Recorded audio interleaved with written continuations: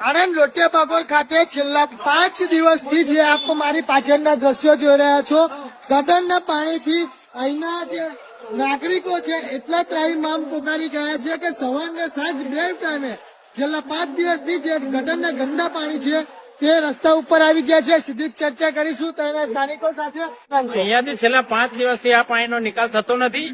નગરપાલિકામાં વારંવાર રજૂઆત કરી છતાં કોઈ હરિજનો ભાઈઓને મોકલે છે, છતાં એ ખાલી સળિયા મારીને જતા રહે છે. બીજું કે આજે અહીંયા સ્કૂલ બાજુમાં આવેલી છે, સ્કૂલ છે, 2 મંદિરો છે, વેપાર ધંધા છે. આજે કેટલા અંદર ખરડાય છે પાણી, ડ્રેનેજ નું પાણી છે, વોટર વર્ક નું પાણી તો ચલાવી લઈએ, પણ આજે 5 દિવસથી નગરપાલિકાને રજૂઆત કરી છે તો કોઈ એનો તો સમસ્યાનો નિકાલ તો લાવતા નથી એ લોકો. તમને પૂછવા માંગીશ કેટલા દિવસથી આ પ્રશ્ન છે અને પ્રશ્નોનું નિરાકરણ નથી આવ્યો? આ છેલ્લા અઠવાડિયાથી આ પ્રશ્ન છે અને આગળ પણ આવું નવું બનતું રહે છે. તો અમે નગરપાલિકાને કહીએ કે કાયમી નિકાલ કરી આપે, કેમ કે ઘડે ઘડે આગળ પાણી ભરાય છે, છોકરાઓને આવવા જવામાં તકલીફ થાય છે.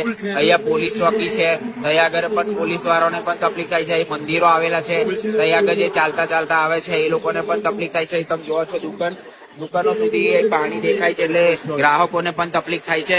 તો આ તમે ચોફેર જોઈ શકો છો કે નરો ગંદવાળનું સામ્રાજ્ય છે અને મચ્છર જીવજંતુઓ પેદા થાય છે, એના કારણે રોગચાળો ફાટી નીકળે છે. તો એનો કાયમી નિકાલ લાવી આપે એવી નગરપાલિકાને અમારી માંગ છે.